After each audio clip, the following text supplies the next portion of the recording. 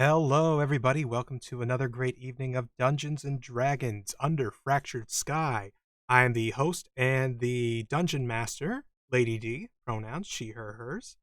And with me tonight, as always, the merry crew of miscreants I call my friends. Say hello, friends. Hi, friends. Hello. Hi. Yee. Greetings. Let's get the introductions underway then. Let's start off top of the order with Zool. Hello, Zool, he, him pronouns. I play Avne de Beauvau, the Cockatiel Kenku Paladin, but you knew that already. And next up, Salix.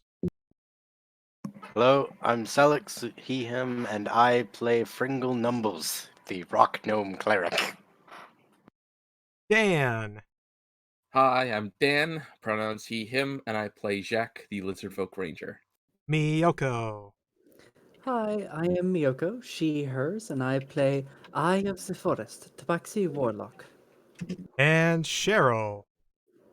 Hi, I'm Cheryl. I play Wayra Evenas, the half-orc bard. Oh, they, them pronouns. All right. And Dragon. Hi, I'm Dragon Master Outcast, he, him pronouns, and I play the probably drunk at this point, Usna Soulsight. No barbarian. And Mega. Hello, my name is Mega, he, him, his, and I play the character Nova Ambrele, the Kenku-flicted Fire Genasi wizard. And last and definitely not least, our very special guest, joining us once more, Edward Bosco. Hi, guys. I'm Edward Bosco, he, him pronouns. I'm a voice actor out in Los Angeles by way of Chicago, Illinois, and I'm here to wrap up the wonderful tale of Architects Corveret. All right. Well, with that, are we all ready to get started? Nope. Okay, I'll give you a second. Okay, now We I'm can ready. wait. Okay, good. Always. So, Arcs 10, you wait for Arcs 10. Arcs 10 does not wait for you. it's in his rider. We gotta. It's true. It's in his rider. He requested a shoe full of M&Ms. We don't know what kind of shoe. Anyway, Or the Yep. M&Ms described. but we're gonna be thrown on our asses if they're wrong. We gotta True, be we careful will about be. this. Anyway, when last we left the party of Avne the Cockatiel Kenku Paladin, Fringle the Gnome Cleric, Shaq the Lizardfolk Ranger, Horus the Tabaxi Warlock, Wayra the Half-Orc Bard, Usnar the Null Barbarian, Nova the Fire Genasi Wizard, and Arkston the Golden Eagle Kenku Paladin, the party had just defeated several Children of Abzazel abominations and gelatinous cubes, while Arkston slayed Braxton, his long-thought-deceased twin brother, and leader of the cult of Abzazel in the Kingdom of Sol. Upon emerging victorious, the party convinced Braxton's lieutenants, Burke and Castigon, to lay down their weapons and surrender. The group takes a long and somberly silent march through the dark tunnel that led them here, back to the ruins of Fort Marlowe. Arkston, cradling the body of his again deceased brother, bound in a makeshift shroud made from Arkston's raincloak. The two captives were tied up and led on a rope by Tavarian Saviero, the former ally to the cult and newly discovered estranged uncle to Avne. No one speaks a word until they emerge from the fortress ruins and into the morning sun. A chill autumn breeze rustles through the grass. So everybody is now standing out by the old block fort that you guys entered earlier.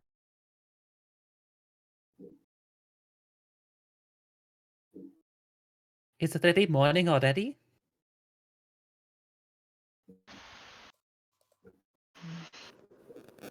Piss off.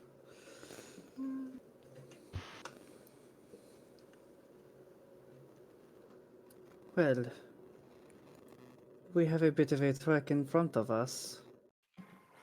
Shall we get started?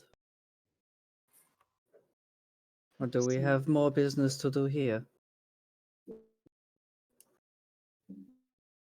I don't see what else we have to do here. There is a little bit of investigation. The other doors that was in the main chamber, but I think that can be done after we have dealt with our prisoners. Or you know, we could just burn the whole place down, pretend that this place never existed. I would much prefer that if there was any information that it at least was in our hands before we burned everything down. Also, I don't think that we can get a controlled fire in this area. So Hmm. I'm going to say no. I'm going to say no as well.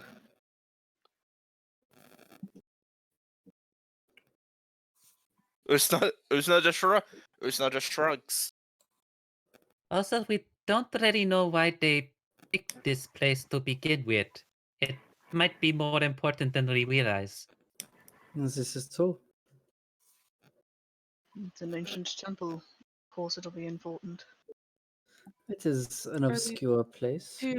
Do we really want to go about destroying artifacts of the gods? Because that's what we'd be doing if we'd be burning it, and that might not go over well. Exactly, which is why I prefer we leave it put. Where exactly are we going anyway? I would assume to Seoul to turn Castagon and Burke in. But That maybe would- it would be better to try Battery first. At the very least, we could, meet up. But honestly, where everything started. Now that I think about it. Indeed. At the very least, Bayside is closer, and they do have a sheriff there. He was killed, remember? Oh, was he? Yeah. My bad. Womp womp. I thought I knew Deadeye had been killed, but I didn't think it was the sheriff as well. Okay, my bad. No worries. Like, Rentis may be able to help with getting contacts ahead. Perhaps. So y'all want to take this party to the bar? Yes, I want to drink. Okay, so At the very least, to stop along the way. yeah, and from Is there a there, bar on the way home? I mean, Not. I don't think Forrest is going to be drinking with Castigon and Bert still alive, but we can stop there and report in. okay, so you make your way to the town of Baythery, and I'll bring up this map just to have something else on the screen that's not the flash screen. So this is Baythery right here. You guys were coming from up north, and this is where you are now. It takes you a couple hours to get back here. Arkston, this whole time you've just been carrying your brother's lifeless body. Yep. It's not good. No, Sir But- Not a Oxton, good time. Sir Oxton, Aye. if you will, please forgive me for the question, but do you wish to bury him, or are we taking him somewhere specific? I'm taking my brother home. Forrest just nods. Understood.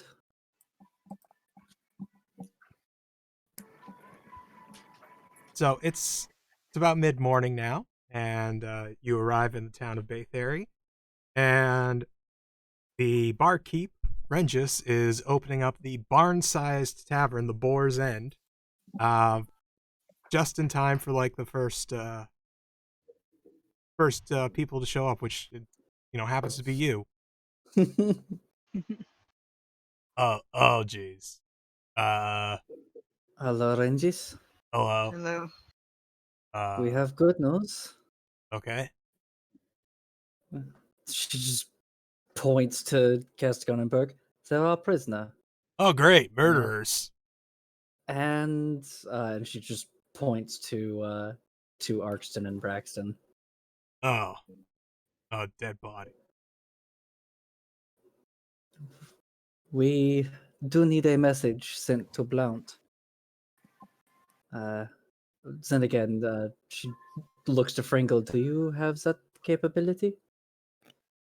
I'm extremely fucking wore out. Understood. Ventus, do you have a way to let Burke know of what has happened? Yeah, I Or can no, send him not, a message. not Burke, Blount.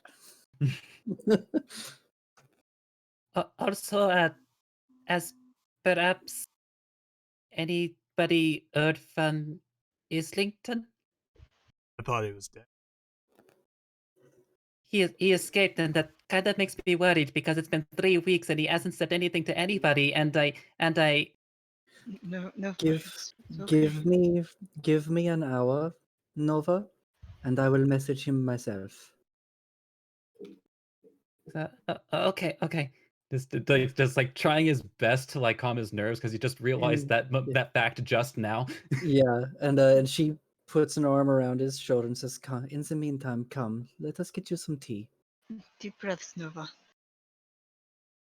At this point, Usna walks up to Rangers and just shoves just shoves 10 platinum into just puts 10 platinum into his hands. I believe we're renting out the bar for today.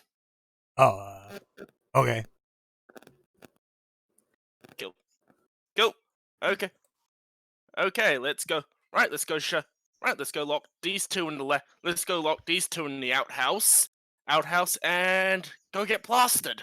Let us No, not put I'm them not doing anywhere that we are not looking at them. Also, we might need the outhouse. That Just as too. a thought. You guys do know no, I have an actual bathroom here, right? Indoor plumbing and everything.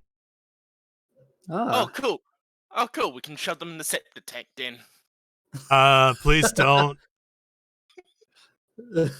Just Uzner's already got a shovel, already doing it.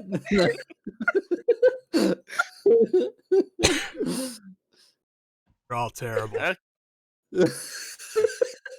apologize on their behalf. Anyway, come Nova, about that tea. Excuse me. Yes, please. And we'll go get tea, and Forrest will rest for the prerequisite hour to get my spells back. Okay.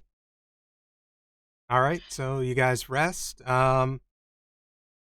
Anybody want to do anything else real quick, or? I'm gonna use one hit die to get those 3 hit points back. Okay. Oh, I didn't ask. What is my status right now? You are.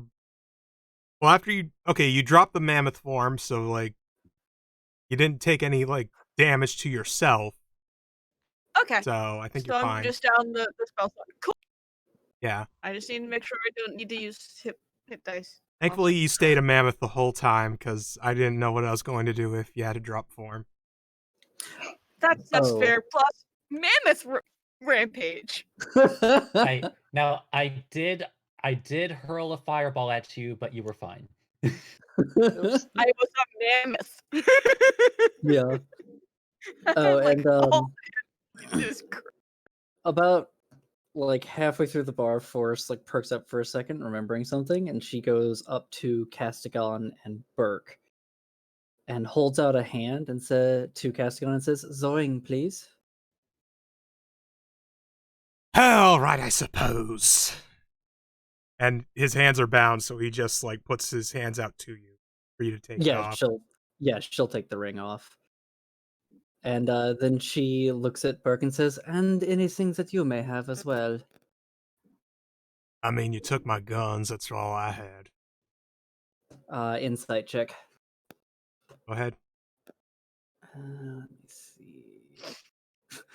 Don't fuck up. Don't fuck up. Fuck up. Fuck up. Don't fuck up. Oh, good one. Hey, 19. Nice. He's not lying. Okay. She looks at Castigon and says, "Any other items to declare?" Nothing. Please tell me you have 24 knives hidden somewhere on your person. Oh, don't I wish? I am a little disappointed in that, actually. You caught me on an off day. Fair. Why 24? And insight check again. Go for Oh, it was a random number. it. 19 again. He is being evasive. You don't know if he's actually lying. Yeah, she raises an eyebrow to him, and Uzna, Yeah. I think one of our captors here may have some items that need liberating from his person. Slow turn. Just cracks the knuckles, starts walking over, and do you think we would be fine on just doing a strip search, or do we have to go full cavity? I would. Oh, wouldn't prefer you neither like of to go that those. route, wouldn't you? No, Nova peeks his head over Forrest's shoulder. I'll give Castigon the full pat down. Roll investigation with advantage. Oh boy, here we go. No modifier to my investigation. Wee-hoo. 16. You find 6 different knives, a vegetable peeler, corkscrew, and several other odds and ends that could be used as some sort of stabbing implement. And Yeah, as bang. Yeah, as Usnar is finding him, he just takes it, looks at it, but just throws it behind him. Hey, don't be littering in my bar. Oh, I've been looking for a new vegetable peeler. I'm glad you weren't lying about there not being 24 knives on your person. Yeah, there was exactly 23 knives. By the way, I wouldn't recommend using that vegetable peeler on vegetables. I used it to peel a dwarf's skin off his foot. You might want to disinfect that first, Nova. It's already being hot flamed. Yeah. And then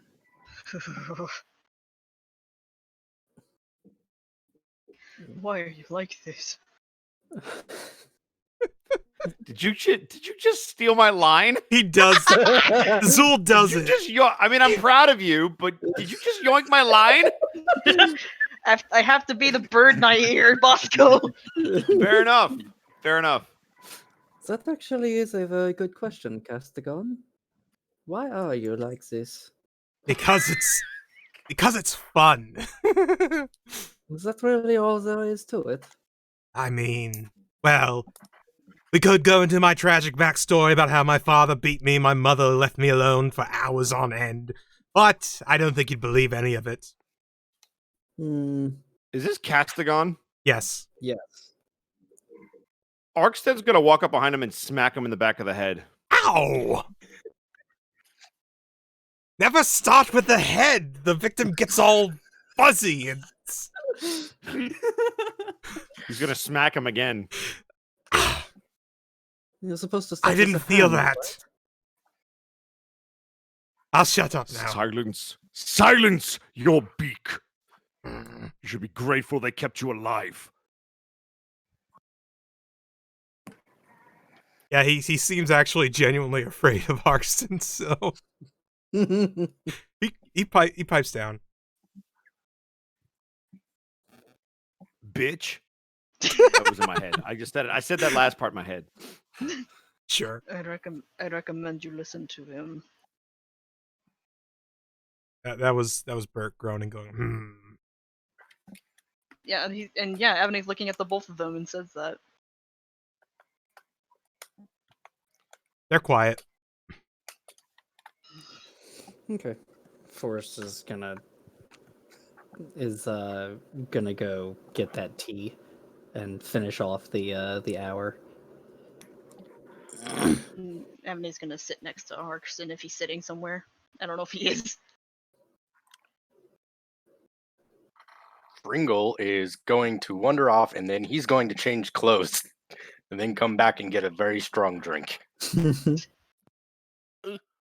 Usnar is going to walk behind the bar counter, Oh, find oh. a nice bottle of whiskey, grab three glasses from behind him. Quickly look to Rangers, Regis is now directly in front of you, and he puts his hand around your throat and lifts you a foot off the ground. I Ask think kinda, first. well, I can't. That's why I put the platinum in your hand. It doesn't give you free reign of my bar. You're just renting out the seats. Rangers, there's no need for that. Trust me, we do this all the time. Remember Yeah, when I worked we for him do. I worked for him for a couple of weeks, remember? Well, yes, but you still don't have to do that. Rangers, can I get it? Rangers, can I borrow all the alcohol in your bar? You could borrow some of it, not all of it. Thank you. So a few hours pass. I'm gonna take the reins here. A few hours pass, and you all are just, kind of milling about the bar and, drinking, for your various reasons, whether to celebrate or to mourn or what have you. Absolutely hammered.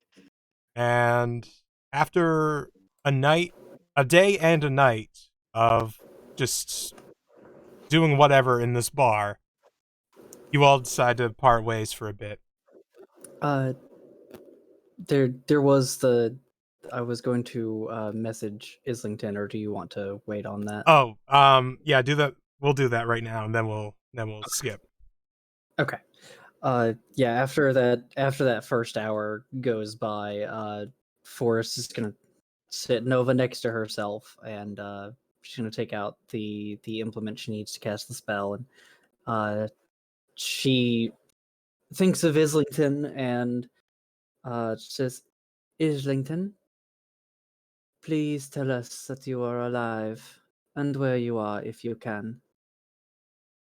You get a response back in a strange voice you've never heard before. I'm not myself at the moment. And that's it. Oh, they're fine. It's fine, don't worry about it. Forrest will send one back saying, or we'll send another one rather, saying, "Is there anything we can do to help you?" No.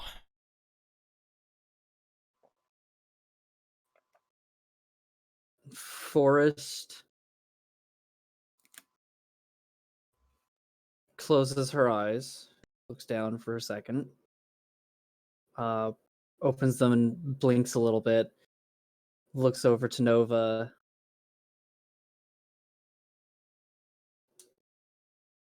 And normally when she would be very blunt about what she heard, she's not sure what to say. She opens and closes her mouth a couple of times and finally says, "He is alive, but I am not sure what else can be said. And he is not telling me where he is. Something else has happened."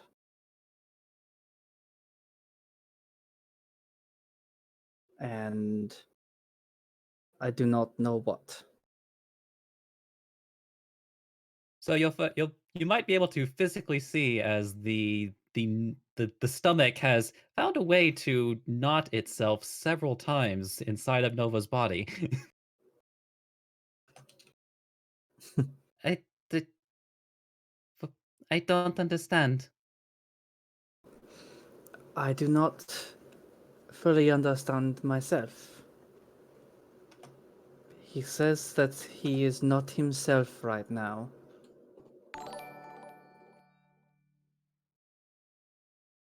And as What does that even mean? I don't know, but she puts her hand on his shoulder. I think that means we need to give him time. But Hertena droops immensely. Nova, he is alive. That is more than any of them had a day ago, 3 weeks ago.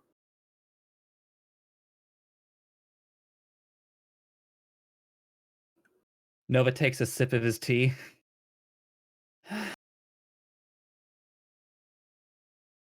So, Okay. Mm-hmm.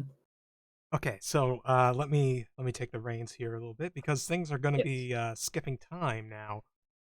So it's from here. Once everybody is rested, recovered, and ready to go, it's from here that everybody decides to go their separate ways, with their initial goal set by the Montrose Association, organization rather, with their initial goal already fulfilled, and nobody to really answer to or anything. Everybody decides to just kind of split apart for a little while. And then we pick things back up a few months down the road after winter is over. And let me just get my tabs open here. So, it is now months later in the city of Highwarden, a small city in northwestern Solent. It is now the month of flowers and officially the beginning of springtime. With the melting of the last bits of winter, the town now prepares for a grand ceremony honoring one of its citizens. Avne de Bellevaux, a devoted paladin of Marilay, is to be knighted as Sir Avne de Bellevaux. Yeah! Woo! Avne! Hi! While the specifics of your adventures with the Montrose organization against the cult of Abzazel are a closely guarded secret amongst the upper echelons of the Morelli clergy, the citizenry still know you as one of the heroes of the town of Bend and during the previous summer, and for your silver medal win in the Averhold Games. You are quite celebrated for both these accomplishments. So, nearly everybody in town is congregating in the city square, where there's an ornate marble stage reserved for grand ceremonies such as this. A small band and chorus sit at stage right, while stage left is reserved for seating prominent clergy members, including Sir Arxon Corvaray, whom you haven't seen in months. You notice a few more gray feathers than when last you saw him. Unsurprising, he maintains such a youthful appearance for a Kenku of his age for so long. I'm sorry. Seated beside... God damn it. Seated beside stage left under vigilant guard is your uncle Tavarian, who surrendered himself as a prisoner to the clergy upon your return months prior. From what you've been told, he's been a model prisoner. Nearby are all the other members of your party, whom you also haven't seen since splitting up at that one time in Baytheory. You're surprised that they were all able to make it.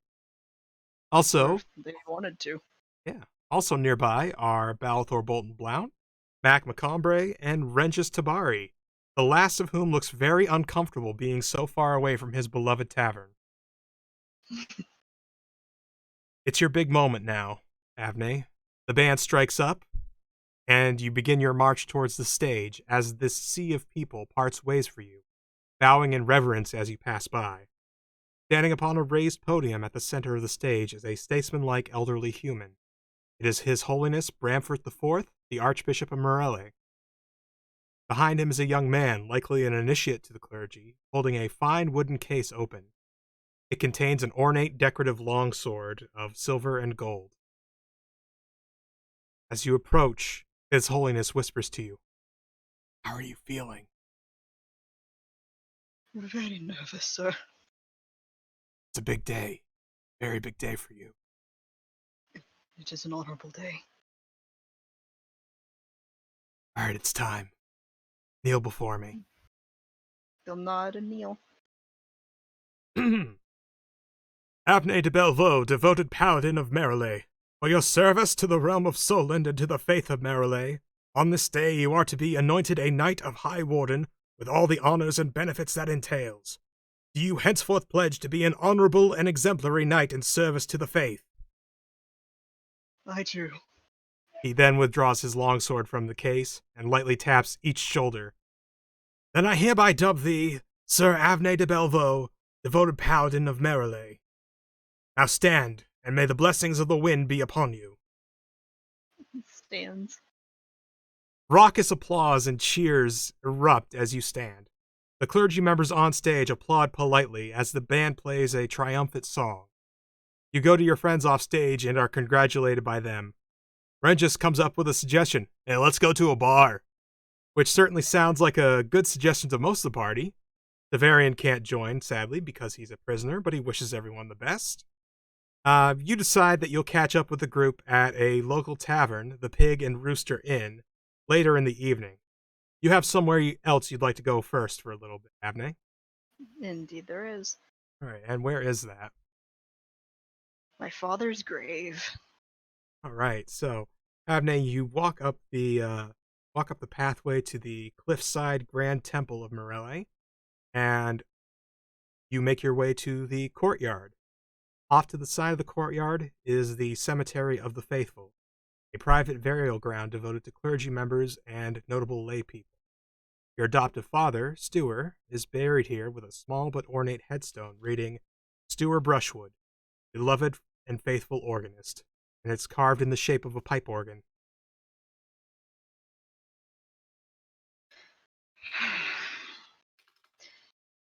Hello, father. It's been a while, hasn't it?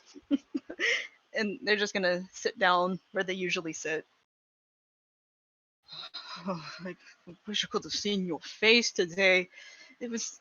You should have seen me shaking. I just stood up there and just went for it, you know? You will not believe the things I have been through all these months ago. Supposedly I saved the world from the cult of the Unspeakable One. I saved well, not just myself, but I saved the town of Bend from a fire set by said cult. And I made a lot of friends. New ones. And they were all there. Half of me expected none of them to be. But oh, and do you remember Sir Oxton Corveray? I used to rattle him on about him during my youth. Well, I'm friends with him now, and it's spectacular. He's the he indoctrinated me into the clergy.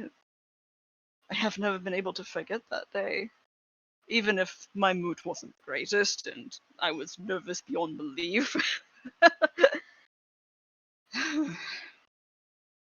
There's so much that I can't even express what happened, but I wish I could have seen your face. I know you're watching from wherever you are, but it's not. It would be nice to see your face again. You and Pop Pop. But you know, I'm going to eat the greatest lemon pound cake in your stead. You can count on that. It's at this moment that we now join Sir Arkston Corveray, who is currently on his way to search for Avne some couple hours after the ceremony ended. And I didn't read what I wrote. I just kind of came off the top of my head with that, so now I have to read. So, Arkston, you are accompanied by your two scribes, the dwarf siblings Hana and Trigvi. Trigvi is carrying the massive record book, and Hana is carrying a cloth that is wrapped around something. Arkston, you've been planning on this for the last few months, and you find Avne after asking a few lower clergy people where to look for them, and they instruct you to visit the cemetery in the courtyard of the Grand Temple. I will head there. Right, you do that. You see Avne there, kneeling beside a a headstone that says Stewart Brushwood, beloved and faithful organist, and seemingly just kind of talking.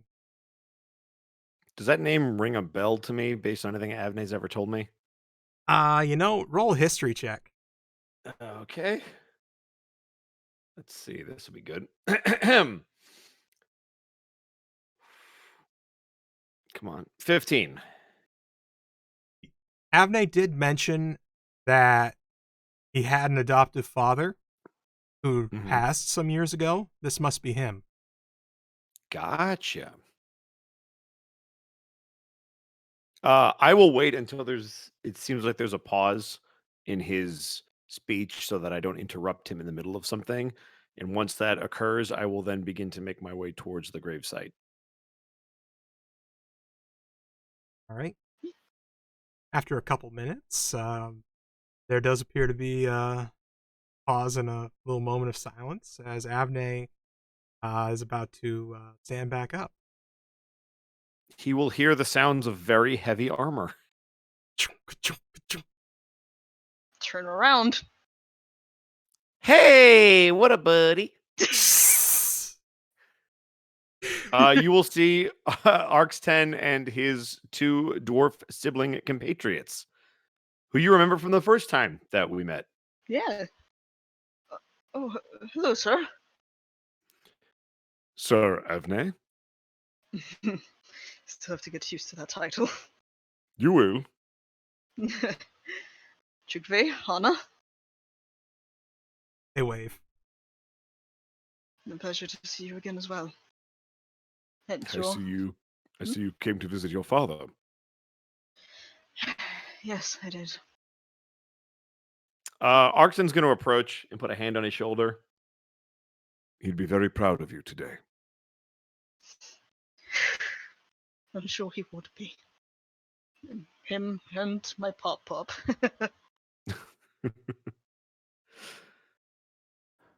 You should be proud of yourself too.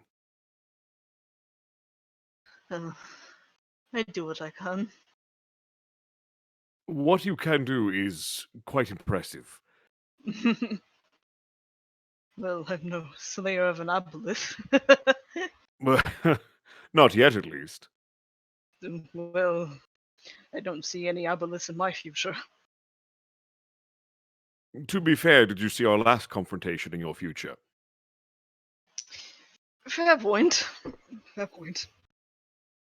The wind can change in mysterious ways, and it's your job to follow it. Of course. It's Morelle's way. Speaking of Mirale's way, there's something I've been meaning to do for a long time. I just figure today would be the best day for it. And he's going to nod to either of the dwarves on his sides. Devoted paladin Sir Avney de Bellevaux, today I, Sir Oxton Corveret, am here to bestow a new title upon you. Do you accept? Of course, sir. Then kneel before me and repeat after me. Oh no, I'm gonna flub more words. Here we go. They'll kneel. It's all right. It's all We're right. going to go slow. We're going to go real slow. Cool. All right. By the wind and wisdom of Merale, By the wind and wisdom of Merale, I, on this day, do hereby swear I, on this day, do hereby swear my unending devotion to the tenets of Merale, by unending devotions of the tenets of Merale, goddess of the winds and skies. goddess of the winds and skies. I shall uphold the virtues of wisdom and courage, I shall uphold the virtues of wisdom and courage, and bear my sword only for the cause of righteousness, and bear my sword only for the cause of righteousness, until her heir leaves my body, until her heir leaves my body, and I am welcomed home. and I am welcomed home. You will see Arxton take out his sword Truthbringer, and he will tap you on the shoulder. Then, by the power vested in me, I hereby name you as the new first sword of the wind. Arise, and may the blessings of the wind be always upon you. And he's going to step back and motion for Hana to step forward. Hana unfurls the cloth, and Avne, what you see in the cloth is a beautifully crafted sword. It is inlaid with golden symbols and fine jewels. The pommel is a rounded clear blue sapphire. The hilt is wrapped in an elaborate braid of white leather, and the crossguard's two quillons spiral from the center point of the hilt, resembling the arms of a hurricane. The sword's scabbard is also covered with fine white leather and tooled with elaborate patterns and the symbol of Marilay. It's like, as soon as he said that, their eyes are opening wide. They haven't stopped kneeling, and they just look up and just say, "Come again." Are you really going to make me say it all again? No, of course not, sir. But what do you mean? I mean, you are the new first sword of the wind. But that's just your title. It was my title until just now.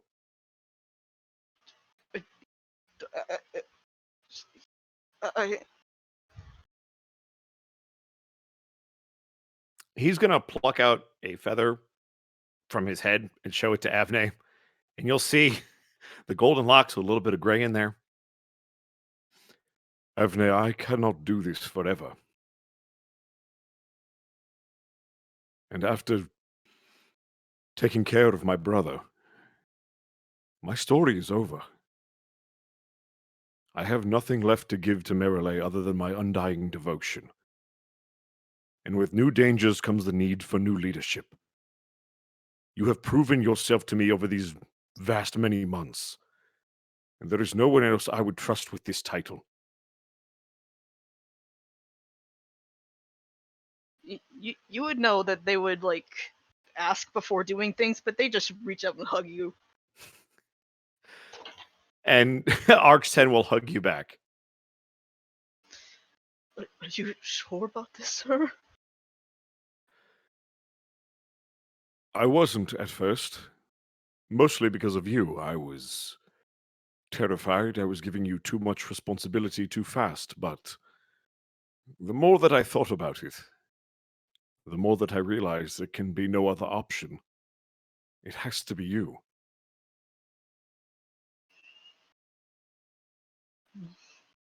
Thank you, sir. No, Avne, thank you. For everything. I should be thanking you for everything. I couldn't have saved my brother without your friends. And you. You see them wipe a tear from their eye. Arxton's gonna do that fatherly thing where you just kind of ruffle the hair feathers.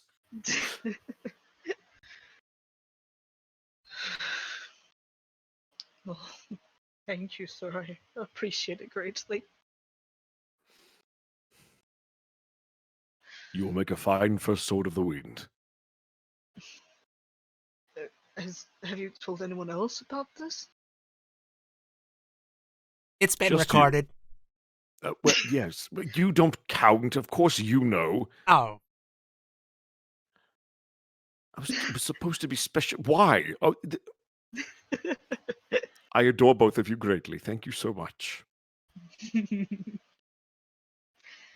Thank you for By your the way, help. you have to deal with him now. What? Yes? You're the first sword of the wind. This is your problem now. All right. only for official ceremonies and, business. Okay, I was just about to ask, do they follow me around constantly, or? No, they're not a fan of the whole fighting thing. I mean, They- if you order us to, we will, but please don't. Very well. I was just asking because this is a very big deal, and I feel like there should be an official announcement. Oh, I'm sure word will travel fast, but I thought it's best to do it in front of the people you care about most. And he'll kind of nod at the grave. Yep, he'll look back at it. Just... I'm happy he got to witness this. This baby boy is all grown up.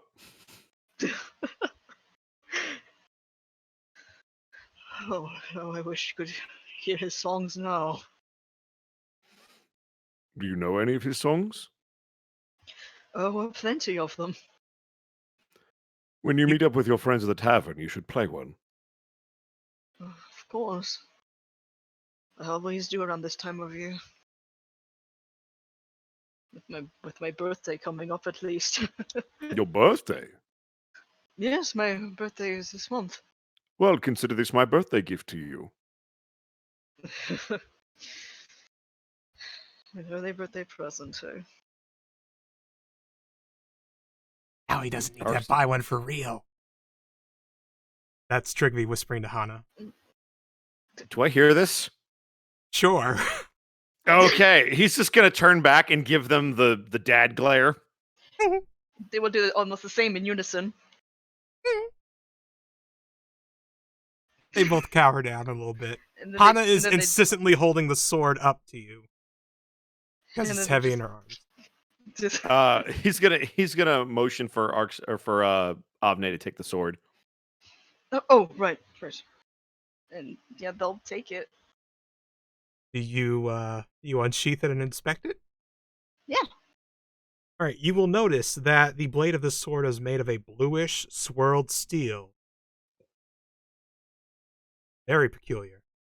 Mm.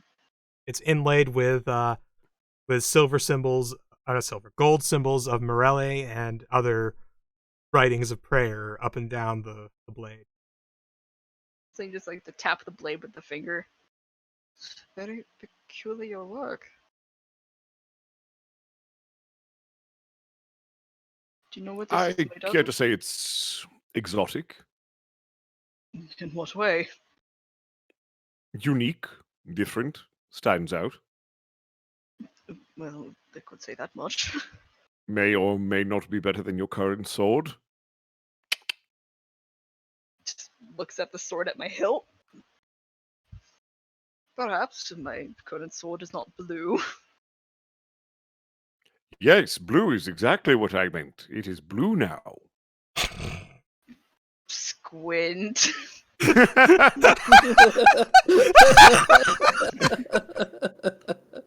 Dabu dee dabu die.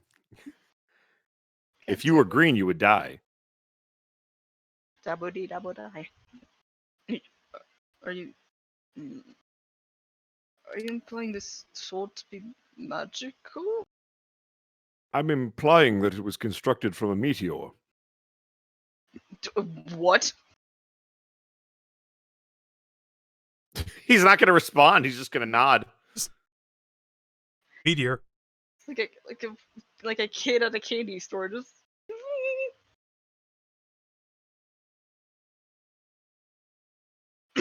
Going to be professional.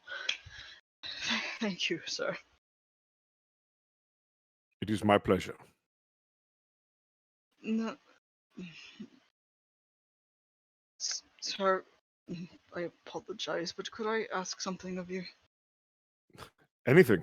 I'm retired now. Well, I mean, it doesn't have to do with the title. About your brother. All right. I apologize if it's out of turn. No, I've had time to process everything. As best I can, at least. It's what I was hoping for. Before I asked. But Well- do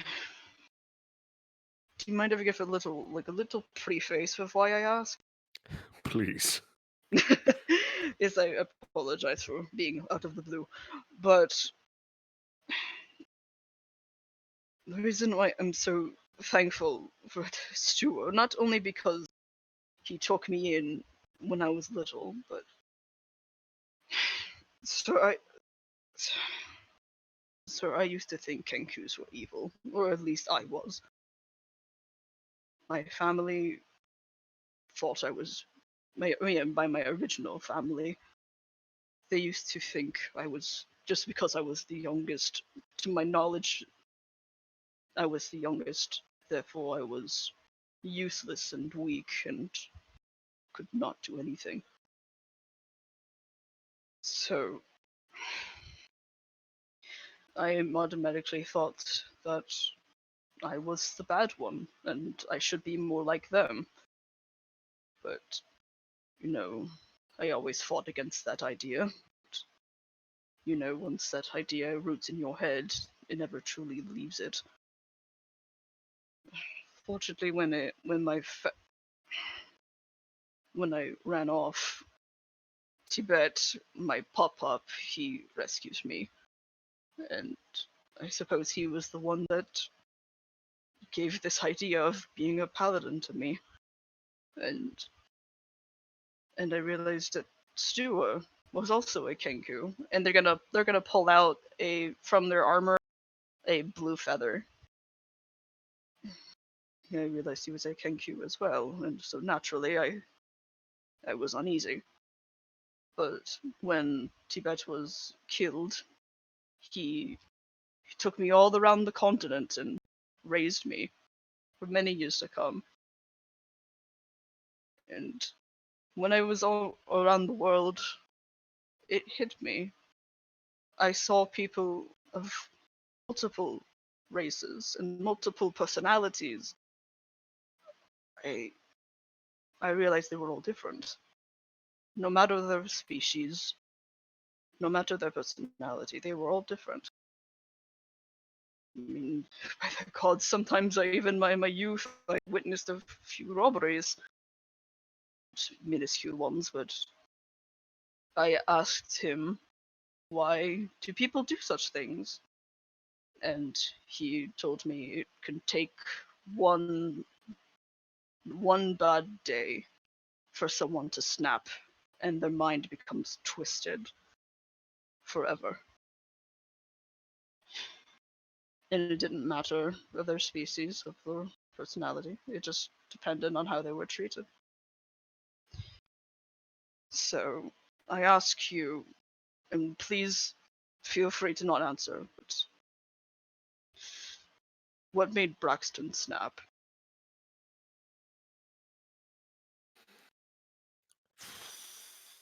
Would I have a general idea of what made him snap the day he went crazy and killed everybody? Okay, so your dad basically admitted that he didn't really love Braxton as much as you, Mm-hmm. and Braxton just took that horribly because it confirmed everything that he suspected, and he took it out on everybody. Gotcha.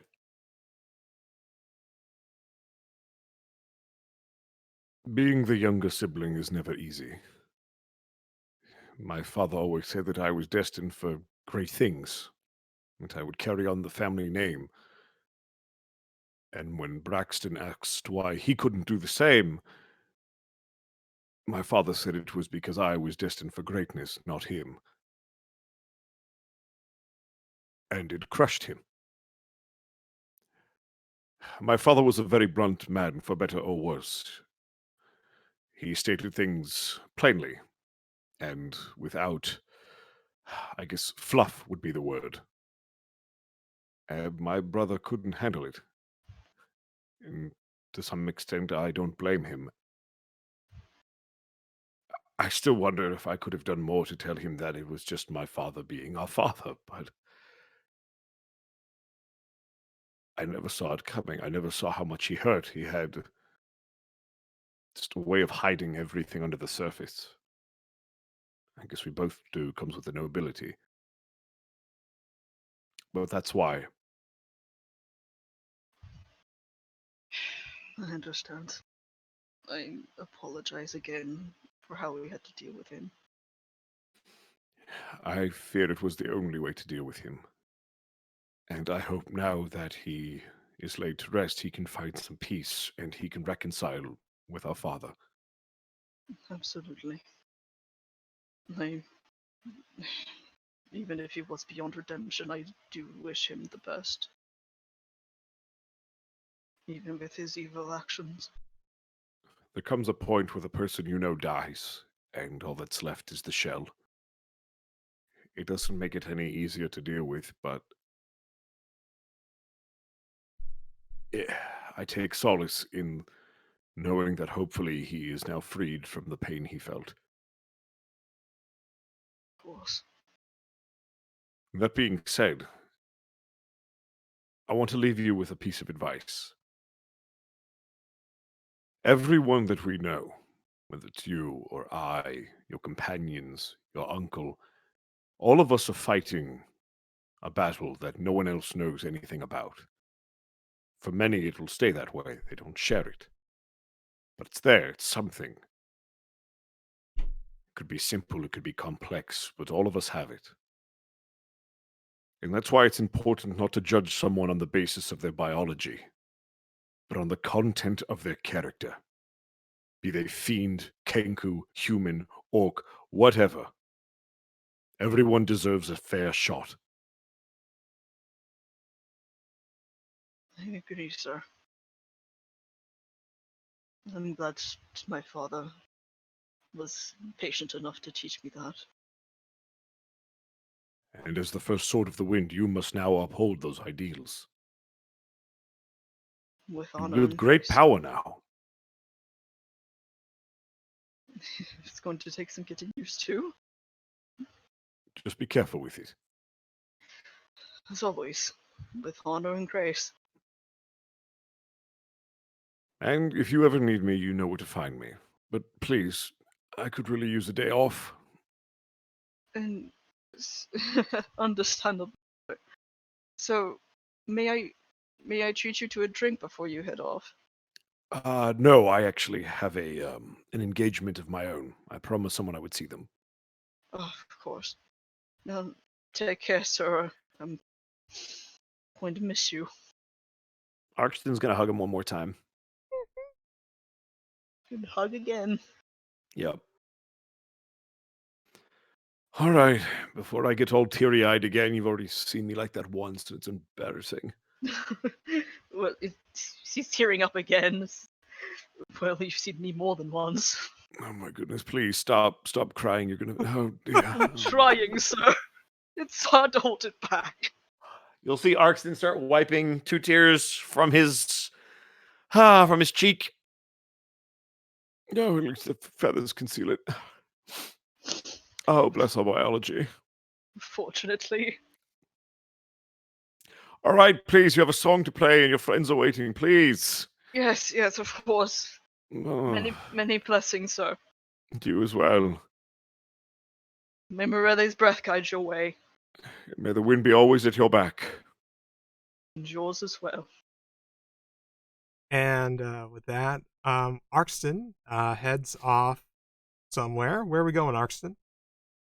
Back home to Corvoray Mansion. And what are we doing there? Arkston is going to walk through the ginormous gates. He's going to make a right before he gets to the steps of the mansion and start to walk around to the back. And there's this just big open ground of various tombstones. And as he walks by 2 of the headstones, they are very decorative, very large. Both of them with the name Corvoray on it. One of them, in quotation marks under their name, says "to war." And now there is a third one there. It looks like a completely unmarked grave, except for 2 simple stones or 2 simple words carved into the stone that say "a brother." And Arkston is going to take a seat, and he's just going to sit for a while and start to have a conversation. Very good, very good. And with that, we're going to take our first break.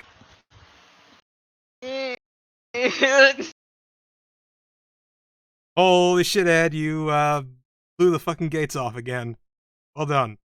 Literally. Hey man, I had to go out with a bang. Yeah. Do you know how Woo! much And we have thank to you pay the everybody guy else every for time that sitting through happens? our narrative stuff. Sorry to hold you Yeah. all up. It's all good. It was good to listen to. All right. So, how's the first sort of the win feeling? Ah! I've been waiting a week to see your reaction. That's great. I love it. Yes, the beautiful squawk of a kenku. How beautiful it sounds. Abner, are you okay? Ah, of course. The beautiful space duck. Kenkus. Oh, the beautiful Kenkus. The beautiful Kenkus. Okay, I just got to. You, what do you say? You've This messed is with the kind of natural ASMR. order. No, this Okay. is yes, this is the ASMR portion. Anyway, so I just have a couple things to read off. Do it. Thank you, Diehard3436 for the follow. Edward Bosco, thank you for giving 5 separate subs to the members of the chat, to Aeon Protect Gaming, our friend Mark, Love Violently, and Midnight Quartz, and Hiverius, and I saw another one. Where'd it go? Oh, the other one was to Mega Z900, who is our very own Mega. Oh, if I knew that, I wouldn't have done it. But my bad. Oh, no worries, no worries. And Winter Baby Doll, thank you for the host. And same to you, Aeon Protect Gaming. And yeah, with that, we'll be back in a few minutes. Break time. 8 minutes. Woo! Break time. Whoo! I I'll stay here and do the halftime show. It's fine. I legit got teary-eyed through that. Fuck. Aw. Yay, I did my job. Yay! I did my job. Great. Emotional feelings. Yay! Emotions did over it. fictional characters. What is this? You did it. I put Did in it. labor for the exchange of goods and services. In before I have to come back in 3 weeks where Avne's like, I need to ask him a question. Hey Bosco, are you free on Sunday? It's like, I'll fucking record an answer. What's the question? Damn it. I said I retired. I ain't showing up again. Collect call from the first sword of the wind. Do you accept the charges? No. I'm retired, damn it. I thought I fucking changed my sending stone. God. Sir, you need to answer your answering machine. I need to say No. something. No. I gave you the sword. What more do you want from me? Let me rest. You My have family 11 is dead new too now. messages. Reading message from the month of flowers Oh man. at 2:28 p.m. Where's your birthday gift? You didn't give No. it. Oh, I boy. really did want Avne when you said that knighting him was the birthday gift. I really wanted Zul to just be like, ha, no, you still owe me something. I'd be like, all right, fine. Here, this is 1,000 gold pieces. Go away. Hey, man, if any of you watch the thing on Saturday night, I'm not afraid to pay people to get the fuck out of my way. Money, money, I money. mean, yeah, that comes with the nobility. Ain't it funny? Must be funny. I will give you 100 gold pieces to fuck off. I have 60 platinum, sir. I'll double it to Wandering. I'll Arson just double it if wandering you just through fuck the, off. Arson just wandering through the cities like Kazuma Kiryu and Yakuza 0, just throwing money so gangsters will leave him alone. That reminds me. I yeah. found this urban dictionary. It's been very useful. Oh, no! I found many uses of the word fuck. I'm going to need you to put that down. I'm going to take that back to the Corveret mansion. Thank you very much. Sir, Trigve and Honda won't leave me alone. I know, it sucks, doesn't it? Now you know why he really gave Remember you the wooden title. ring? Yes, now they'll tell all of your secrets to everyone. Oh, no! Oh boy. Avne, do you remember that time you bought a platinum sword and passed it off as aluminum? That was silly. It's the other way around. We don't talk about that. We told you not to talk about that. You do realize platinum is valuable. I mean, Well, yeah, but he's kind of stupid. Shut up, Freckles. Is Freckles a fusion of Greckles and Pringle? Oh God! You know, I'm very disappointed that you continue to get my. It's Pringles. Fusion. Ha! Ha! I Uh. feel like every time I come on here, it's a different version of my name, and I don't appreciate it. It's getting very old. Pringle, what's wrong with your voice? Nothing. Okay.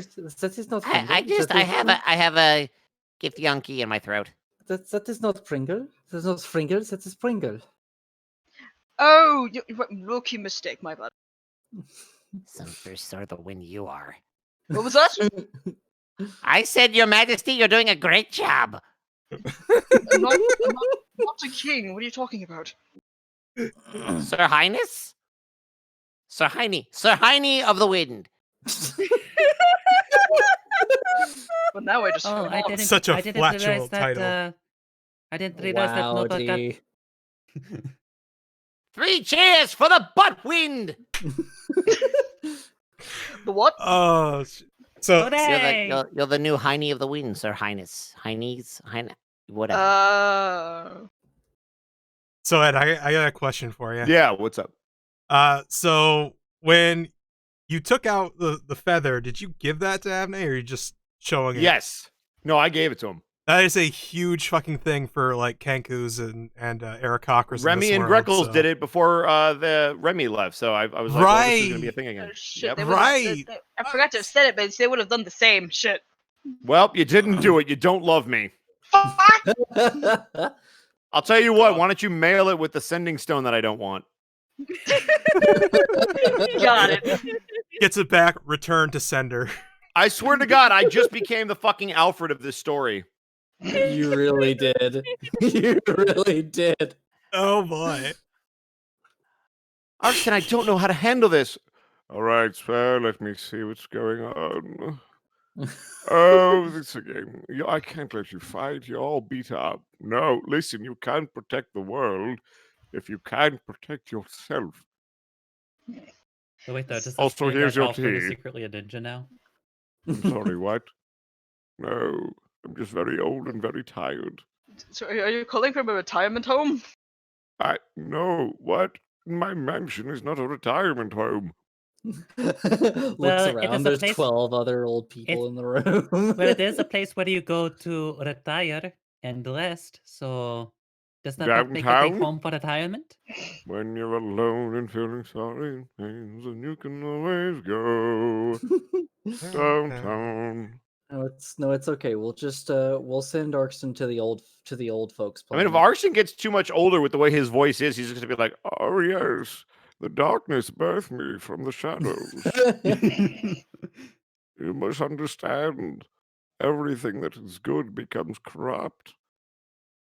How I many do not grave fear the feathers did you darkness. get? I have lived in it my entire life." I was wondering what would break first. How many grave feathers did you get, sir? whole Two Faces thing. I feel like it's a little bit too much of a thinker. Hey, your references are finally getting. yes, Avne. Good to see you again.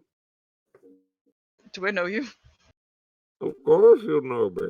I've always been there in the shadows. Would you like? from Would you which I like a was fold-up birthed. chair? Ed, I don't can we know get what you? you're Can we saying. get you to do just one voice, please? Like I can't do You- anything but one voice because I'm going to stick with the normal one because it's a lot easier to maintain. No.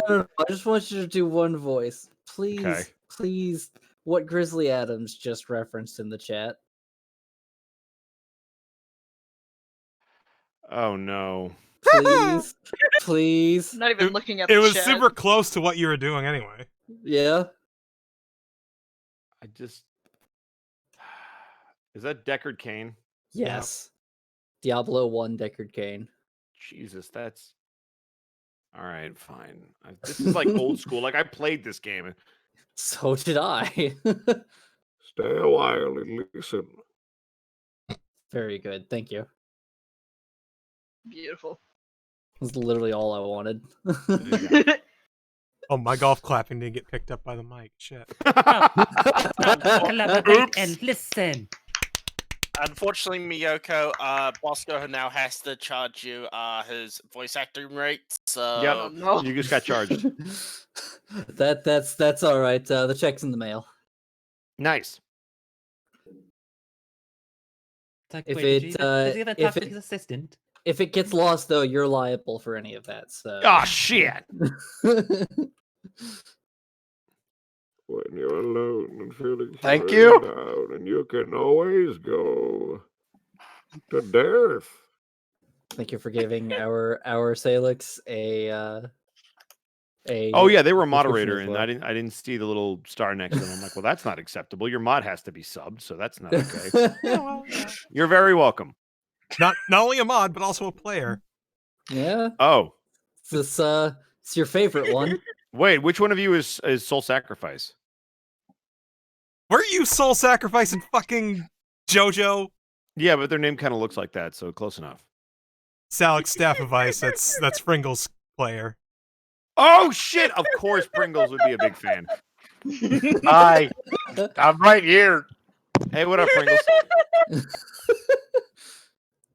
How's that map?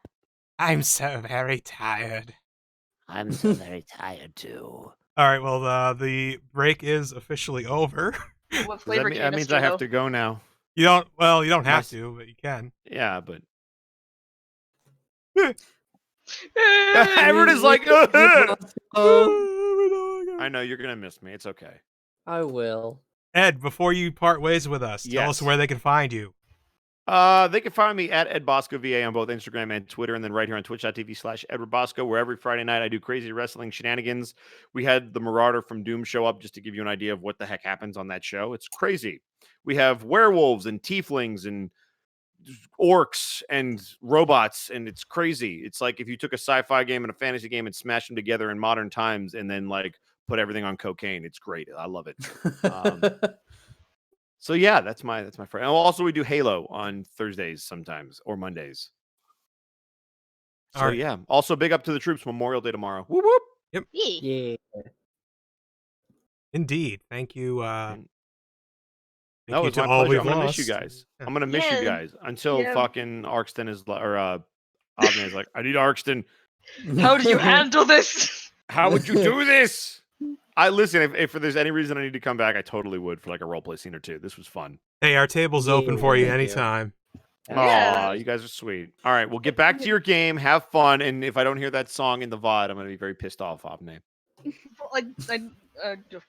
Get Go the play music. Get the I kazoo gave out. you an order. It is my last will and testament as the first sword of the wind. You're not the first sword of the wind anymore. Oh, snap! I've been befuzzled. I don't believe we call that a burn. I will Is that remember right? this when I come back as the final boss. I'll go get some ice. I will lead you into the shadows from which I came. God damn it, Ed! Now I have to rewrite the next arc. Yep.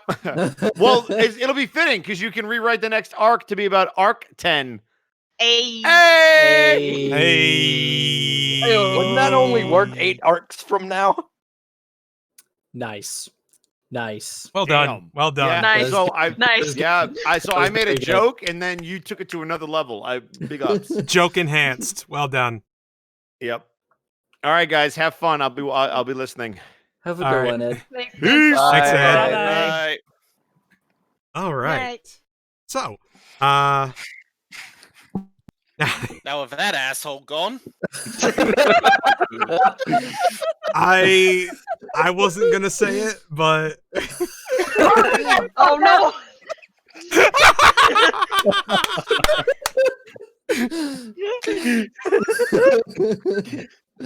oh shit. Okay. All right. Okay.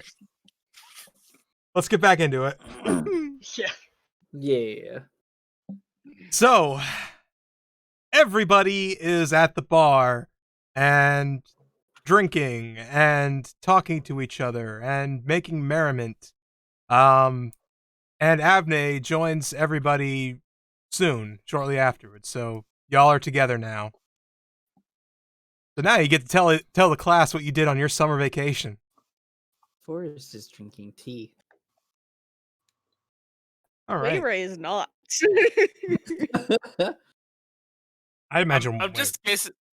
I'm thinking it's just me and Wayra at the back of the table. We are just just getting. We are just the two drunk. We are just the drunk uncle and auntie. Yup. Oh, let's. At some point, a beer glass was put in front of Nova, and he's just been kind of staring at it. With that, let's say that. Hold on. So, this is Regis speaking. What do you guys do in the last few months? I hunted. Yeah. As well as I spent a month watching over Castigon, ensuring that he did not escape.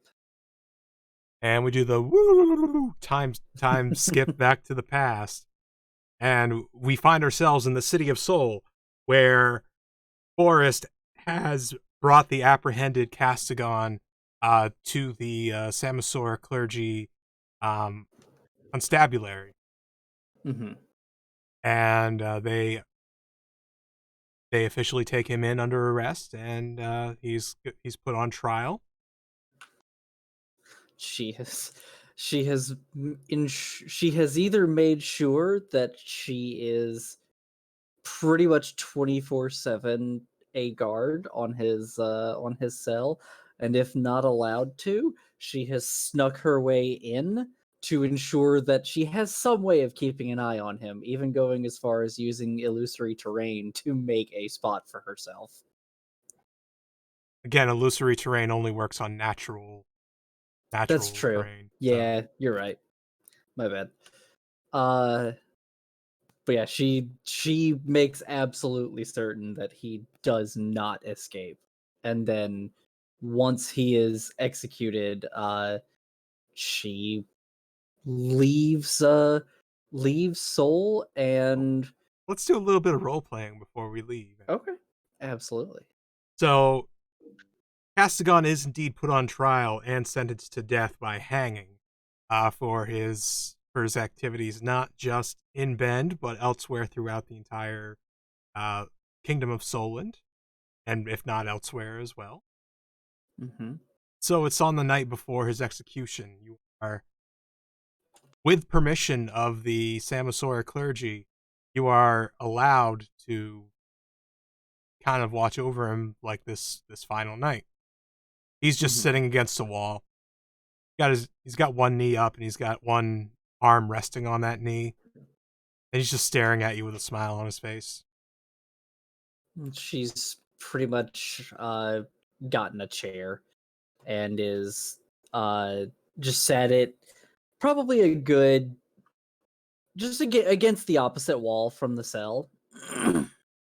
And she sits down and hands in her lap and fixes him with a look. It is pretty much just a deadpan resting bitch face look.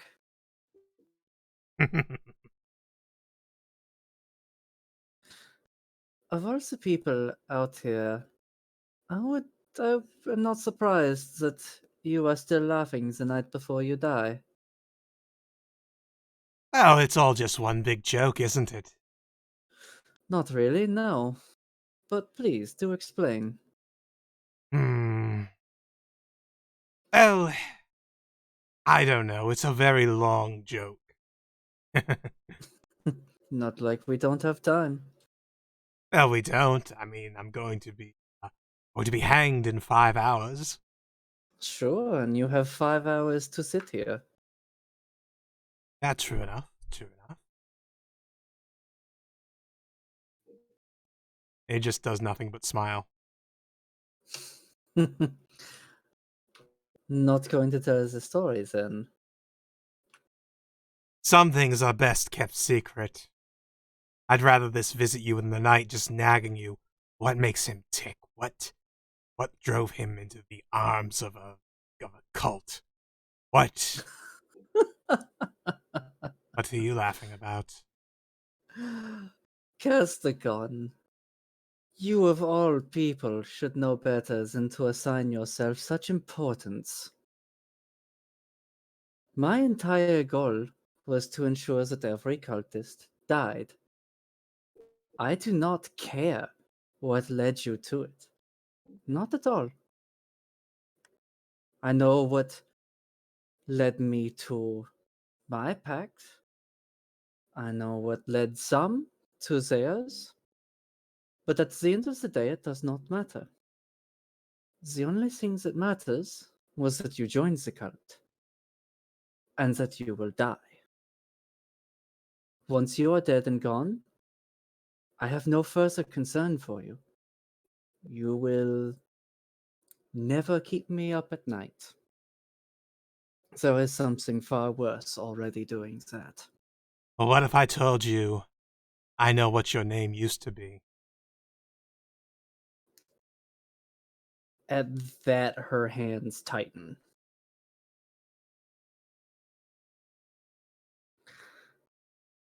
That would be an impressive trick for you to know that. That's true. I do know your real name.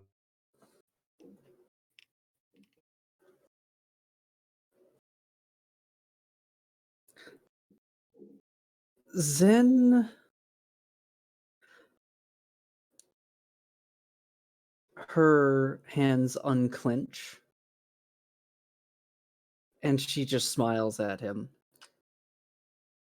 Then I have one more thing to hold over you. Oh? If you think I will allow you to get to me with such small details, Castigon, then you are very sorely mistaken. There are very few that I would try to make suffer, or to make angry, or care what they thought at the end, but you, a little bit of fun goes a long way. And I am not going to be concerned about what you could tell me about myself, because one, I probably would not believe it. Two, I will find it out some other time. And if I don't, that is fine. I did not intend to be around for long anyway. You're no fun. That is the point. The next few hours are spent in silence until the guards come to take him away. She'll follow them out. I suppose it's time for the grand finale, the punchline, as it were. I will admit, I still do not see the joke. And you never will. That is fine. I'm sure someone will explain it to me eventually. There's an old adage in comedy. If you have to explain the joke, it isn't funny.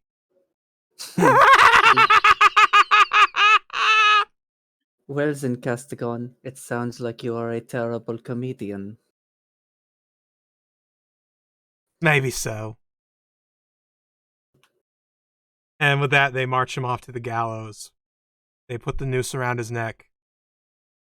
They ask him if he has any final words.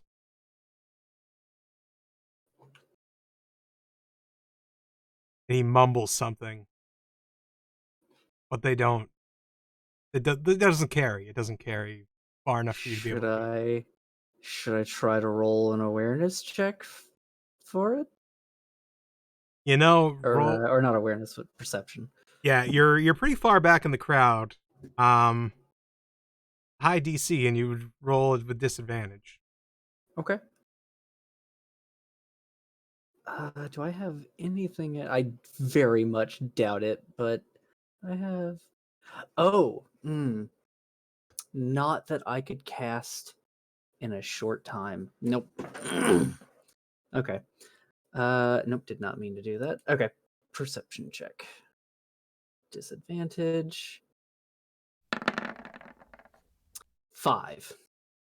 Rolled a nat 1 on it. A nat 1 and a 19. Sounded like you said something like rogue and white stain? You don't know. It's probably some nonsense.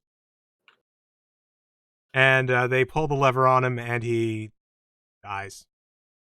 Kicks around a little bit, but eventually he stops struggling and stops breathing.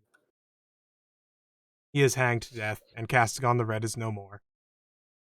Clerics come to bless his body to make sure that he's not resurrected.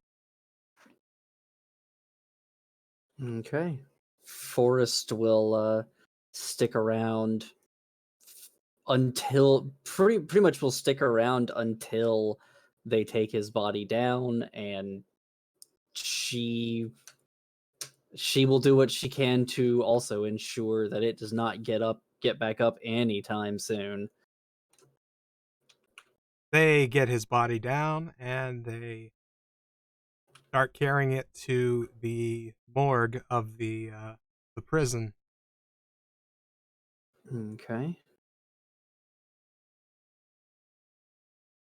She follows them down if at all possible. Yeah, they allow it. Okay. They're rather permissive here. It's weird.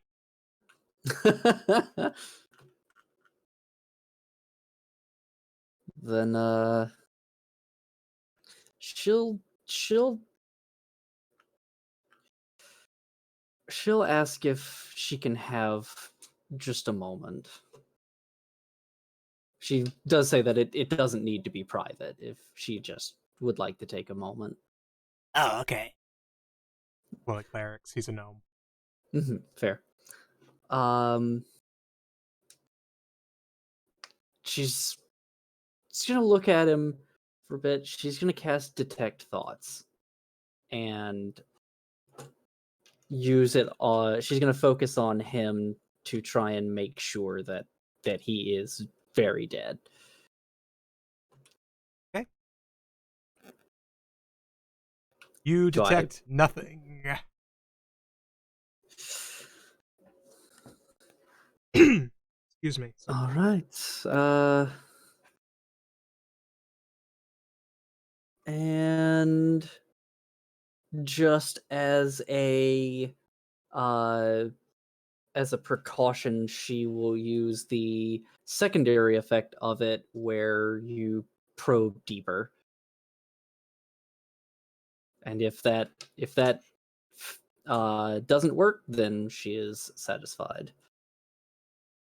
Nothing works. There's no thought in that brain. He'd be dead. Some would say there never was. I mean, what? Be gone, thought. Then yeah, she nods and thanks the clerics for their service and just watches. Very, very interested. They put his body into an incinerator rather than preserve him for loved ones because they have him. Yeah. And you watch as he is turned to ash. And that is the end of Castigon. It could not have happened to a better person. And she will leave. All right, so that's what you did with your last few months. You were there for the execution of Castigon the Red. And after that, she pretty much just continued her hunt until it was time to return. All right. So next up, we're gonna go to Jack. Hello. Jacques Sorry, need to drink water. Jack is kind of just off by himself in the bar. Uh,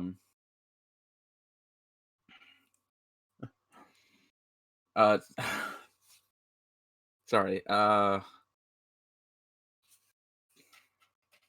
he's off in the bar, not doing anything by himself, like just by himself. Or do you want me to just go back into story time of what happened? Yeah, story Okay, time. sorry. All right, story time.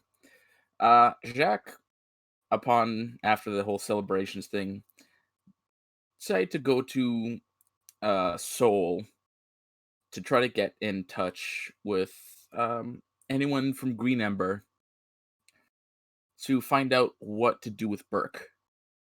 And he reveals himself as the last remaining Blood Claw to them. All right, now when you do this, do you also say that he was responsible for the Oh yeah, eradication? that although he didn't dirty his hands himself, he was the one that brought a bunch of fanatics and a monster of sorts that were the ones to eradicate his clan. But if it wasn't for Burke, none of that would have happened. So Burke is just as guilty, and he wants to put him on trial.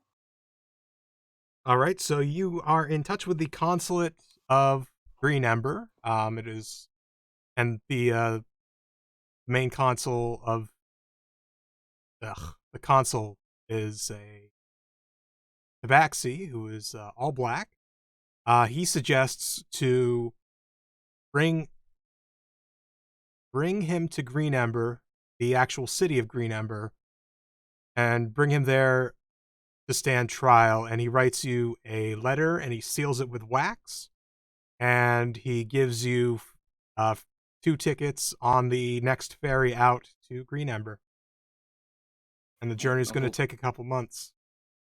All right. Well, Shaq has the time. He's not in any real rush. And Jack will be making sure to keep a close eye on Burke the entire time. Like, he's never leaving his sights. Burke does very little but stare at you with an angry glare. The glare is returned, even as I have to force feed him if need be. Just gotta make sure Burke stays alive until we get to the consulate in Green Ember. No, the consulate, or where we need to go in Green Ember. I don't understand why you don't just kill me yourself. Well, trust me, I really, really want to.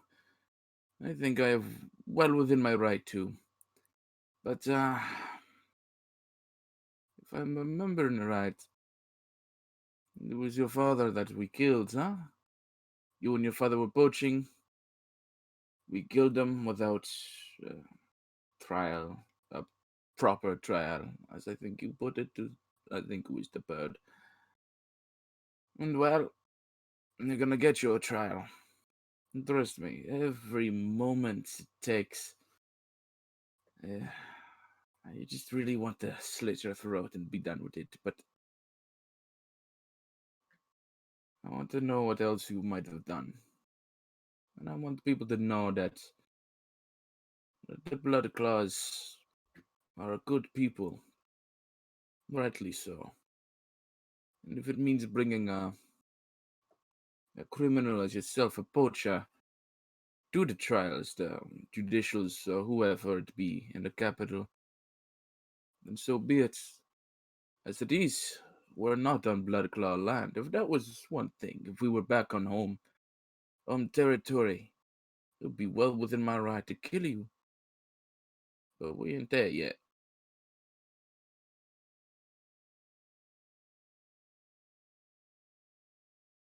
He just shuts up after that. Right. Yeah, and he's gonna spend only talking when he needs to, whether it be to Burke or to any other passengers, especially considering Burke is tied up. All right, so it takes you a few weeks to get home. We'll get to Green Ember. and you bring the letter from the consulate to um, basically the police of Green Ember, and they recommend the next steps. He is put on trial where he's put on trial for not just the murder of the Bloodclaw clan, but also was it Bloodclaw or The blood claws, yeah. okay? Because I keep saying Red Claw sometimes. I wanted to be sure I got it right. The Red Claw clan, um, but also for a lot of outstanding poaching activities that he and his father were never brought up for trial for, and he is declared guilty by a jury of his peers. And he is to be sentenced to death by beheading. How fitting.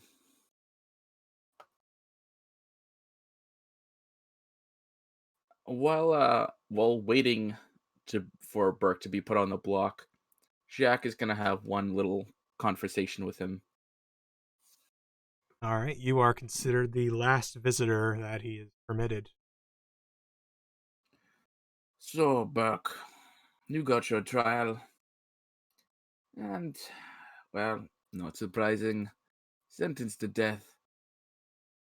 Tell me, was it worth waiting all that time for a proper trial, even though the end results would have been the same?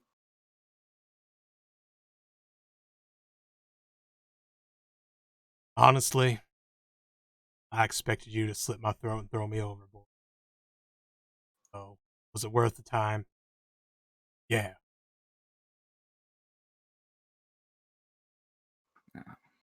Well, as tempting as it was, I'm glad to see the people here recognize your crimes. That my people will be at rest, at least for now. Because my hunt isn't over. You're just the start. I know there's other cultists around here somewhere. That the great monstrous champion of theirs. But the one thing I want you to keep in mind while you're waiting for the block, and when you go to the block, is that the blood claws may be gone. I may be the last, but they won't be forgotten. I will make sure that the blood claws will be remembered, and thus they will live on. But you, no one will remember you. They won't remember your name. They won't remember that you were the one that called out to those cultists. People might think, those who know of what happened will only know it was the cultists and their monster who did it. But not you. They'll just remember you as a poacher, if anything.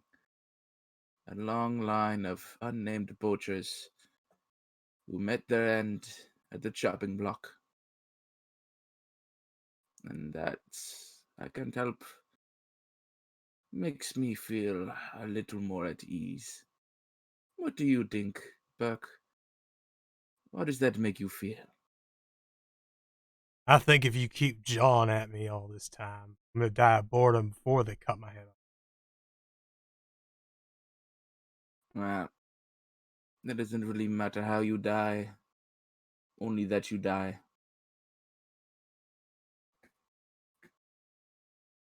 And Jack will kind of just smile and give a little wave and leave.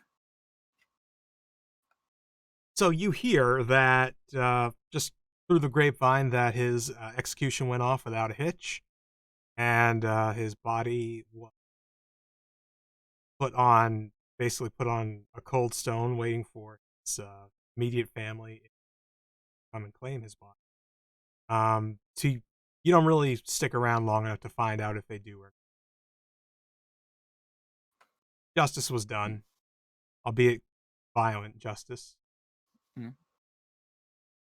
Fitting, considering what happened. You know, And genocide.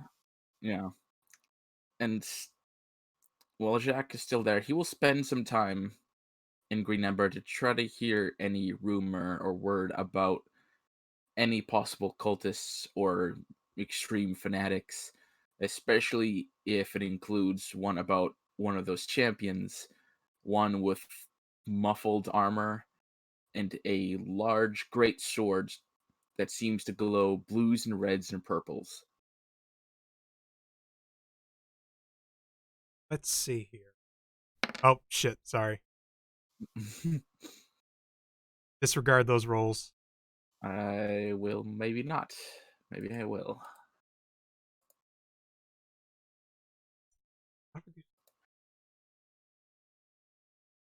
Because I don't have my dice out here, so I can't, like... Yeah. Yeah, they're all in my bedroom. Roll me a perception check. Perception check. Okay. First I gotta get my character sheet out.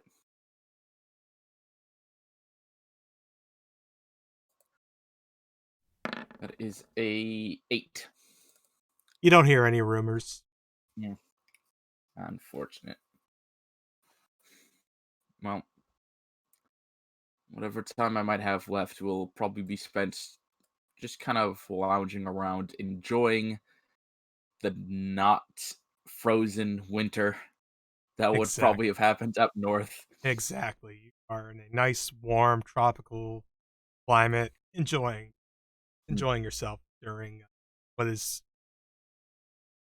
would be a frigid kind of feel elsewhere in the continent. And on any cool days, he would lay himself on a rock and just sun himself. Very good. All right, and with that, that's Shaq's thing. Can't word right now. Story time. So let's move things along to Weira.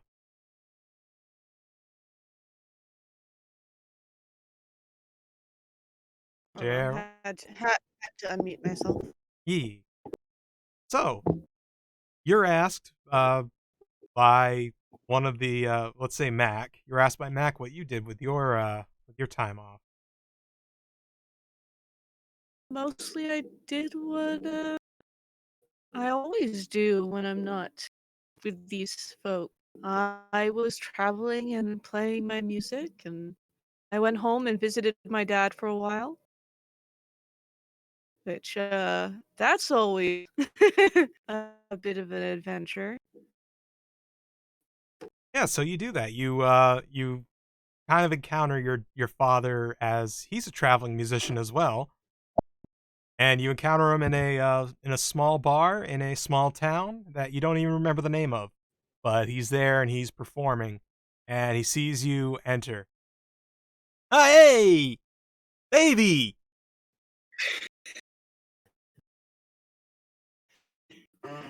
Dad! She runs over and gives him a hug and picks him up off the floor because he's Hey! a foot shorter than she is. Hey! Yeah, get that for your mom. I know, Dad. So you guys play a few songs together. You tell him about some of your adventures. He reacts with amazement, and unless there's anything else. No, because I can't get past this goddamn voice. Hey, it's good stuff. Worst Bob Dylan impersonation ever. Yeah. Anyway. Yeah, it's just a lot of catching up with Dad and telling him her adventures, and that's about it. All right. Let's talk to Uznar then. Okay, yeah, let's do this. Okay, so yeah, after Usna departed, after basically handing Castigon off the forest to take care of, Usna thought, well, job's here. Oh, this All these shenanigans with the cult's over and done with. I have no purpose being here anymore. So Usna went home. He went home back to Sharpsword. See his family, who still all think he's dead. Your mother slaps the taste out of your mouth the moment you show up, thinking that how dare you not say that you're alive? We thought you were dead. Your little halfling friend came by months ago and said that you were dead, and your little brother just like comes down the stairs and wraps himself around your waist. Oh, first off, Mom, there was someone very, very dangerous who probably who kn- who knew that who knew I was alive, and if they ever found out about you, you could have been used in a hostage situation. I didn't want to worry you about that. And second, second, hey bro, good to see you too. Hope you keep you on your studies. And third, you don't mind cooking stew? I haven't had your home cooking in about a year and a bit. So your mother indeed is cooking stew. Nice hearty beef stew for you and your little brother. Your little brother mentions how he's going to be going to magic school in the fall down in Seoul. He's been really keeping up on his studies, and as a young mage or young sorcerer or whatever, he's very excited that he's being taken in at such a young age. Oh, okay. First question. The only question that really matters: is he going to the stuck up Harvard, or is he going to the liberal arts school? He's going to the liberal arts school. So, yes, I can. Yes, I can crash at his dorm room, and no one will ask questions. Part, yeah, I'll probably head.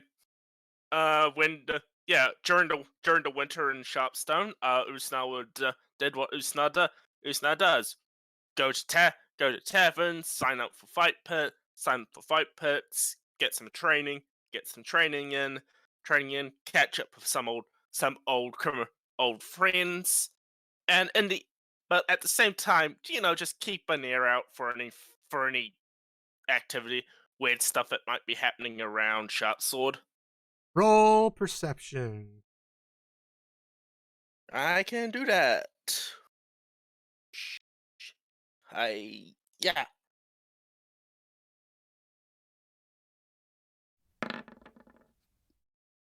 Nope, nothing. No, nothing outside the usual weirdness. Hmm. It's a city that's run by goblins and orcs and other so-called monstrous races. Yeah. There's always weird stuff going on. Yeah. Yeah. Shame about Grungak's warehouse down by the dock exploding. That was a great place to hang out. Yeah, it was. Oh well. Such is Yeah, life. and yeah. Then basically, when the autumn starts rolling around before finding out that Avne's getting knighted again, Ustal will escort his brother back to Solon, and more importantly, by actually use some of the money to actually get out of the rags he's wearing into some proper clothing. By the way, like it is springtime when Avne has this thing, so your brother doesn't have to go to school for a long while yet. Oh, okay. Well, yes, I am the. Okay, sorry, I am the dumb. Nah. So yeah, basically, I would have gotten the letter from Avne saying, "Hey, yeah, getting knighted into the order and stuff. You don't mind coming? Looks puzzled for 5 minutes to wonder why Avne would invite me. Then shrugs, buys something nice to wear, then leaves. Very good. All right, and let's hear Nova's story next. Yoki doke. Miyoko, we're hearing your typing furiously. Furious typing. Yeah, Okay. so like I guess Nova will probably present this as though he's like talking with everyone in the bar. It's well, I've been oh, someone just really close that window. It's there's quite a draft. Oh, there we go. Uh so you all remember that when I first came to Seoul, I enrolled into the university. Well, after everything that happened, I decided to stay. So I do know it's something mother would have wanted, and I really like it there. I met a lot of new people, like all sorts of people too. So I don't feel so weird being there. You know what I mean? It's I've also had a lot of fun doing other things too. Like, have you ever been to a dance club?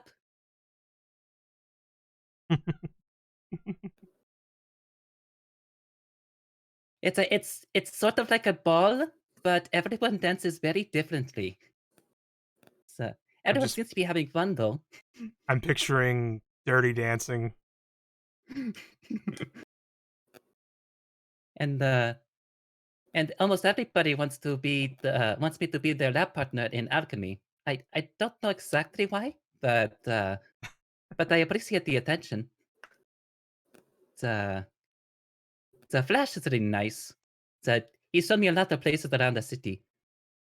And so and I suppose that during one of the breaks though, I did go to well, I did visit home. Sort of. It But otherwise I've been otherwise I think everything's been really fun. Very good. And I think we just have Fringle now, right? Or am I forgetting somebody else?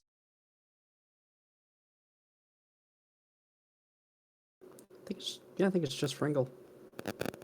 Okay, so Fringle. Yes, hello. Hello. Here's what you did on your summer vacation, except winter. Right. So, with nowhere else to really go aside from back to your family home, you decide that you would rather spend some time in Seoul to just kind of brush up on your own studies a little bit, even though you have been graduated for a long time and you've been awarded by the excuse me, sorry, I'm getting all clogged up. You had been awarded a very prestigious medal by the leaders of the clergy. You decided that it's never too late to keep up on everything. In fact, the clergy wants to.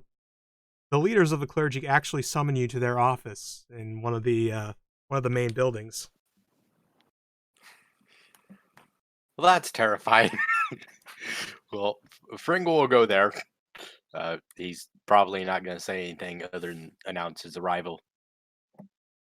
So, you announce your arrival. They very bureaucratically tell you where you need to go. I'm opening up a thing here. Hold on.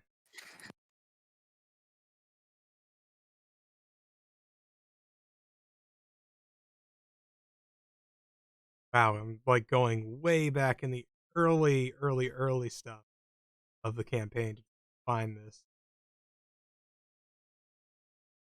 Where is it?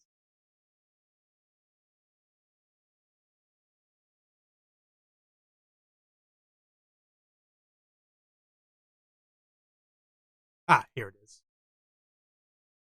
So these are the leaders of the clergy. We have Archminister of Sound and Aesthetics, Bolivan Whistlewood, rather. The Supreme Cleric Artificer, Madras Avringil Horinx, and the Grand Paladin of Coins, Hinder Silvermace. Each representing like the separate domains of Samusor. So they call you before them. Nobody else in the room. They are just standing behind a large podium looking down at you. Pringle will just stand there waiting. So, I understand that you were involved in some more activity against the cult, we've been told. Yes. Yes, I was. Speak up, boy! Yes, I was. And we heard that you were victorious, is that correct? That's correct, though the killing blow was done by Oxton Culveray. Of course, but you helped, right?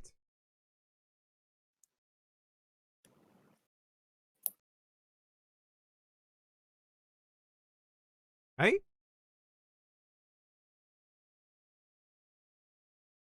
Uh-oh, did we lose Alex? I'm right here. Oh, they were asking you a question. I answered. Oh, it didn't get picked up, sorry. Oh, Yes. My group was victorious in the fight we had, though the leader was slain by Oxton Culveray.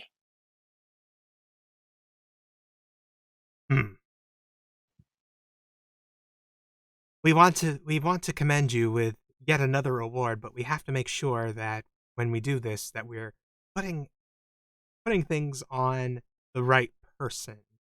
You understand what I mean? Hint hint. I have a vague idea, yes. We want you to be the new face of Samasora clergy and try to get everybody in, like be hip and cool with all the kids, you know? I'm not sure I'm the right person to do that. I'm not sure either. Well, tell you what, you think about it for a little bit.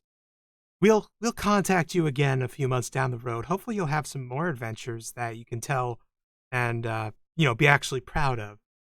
You know? Because you don't seem like you're terribly proud of everything you've done so far. Or am I reading that correctly? It's not that I'm not proud of the things I've done. It's just I got involved in them just by pure happenstance. And I'm not sure I can take credit for anything anyone else has done. Oh, of course. Humble to the very end, right? I suppose.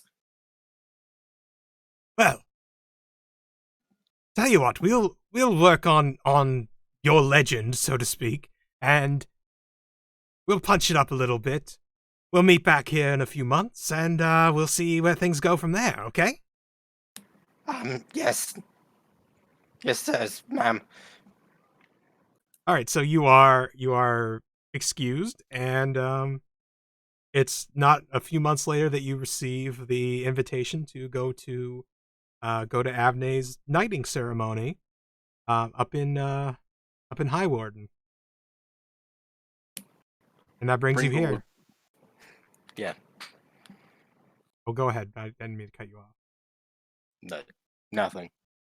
Okay. All right. Well, let's see here. That might wrap things up. But Avney, is there anything else you want to add to anything that happened? I'll just say, I guess I'll just come in and, at the tavern while working. You cut out a bit. You'll come into the tavern. Yeah, just come into the tavern. I assume Trigve and Hana are with me. Yep, they're following you now. Yeah, figured. And yeah, everyone's just gonna see them go through the door, and the two are with them. Hello, everyone. Hope you all are well. Enjoying the celebration. Hey, Avney! Yes, that is me. Oh. Hello. Hello, So- Avney. Hello. I didn't know Nova, you were. like Nova runs up to hug them. Oh, hello, Nova. Daphne, I'm so Usman? proud of you. Oh, thank you. Chigave, Hana, these are my associates. Ah, yes. Hello. Hello. Usna looks at them. Usna looks at them and then looks at Afne and goes, "So I didn't know you were into polyamory." Excuse me? Well done. Well done. Well done. So wait, polyamory. It means we're- people in a multi-relationship. That's not what it is. We are actually the official scribes of Sir Avne de Bellevaux. First Sword of the Wind, whatnot. Yes, that was a thing I'm going to bring up. Oh, sorry. I'm the first. No, you're alright. You're alright. Yes. I am the first Sword of the Wind now.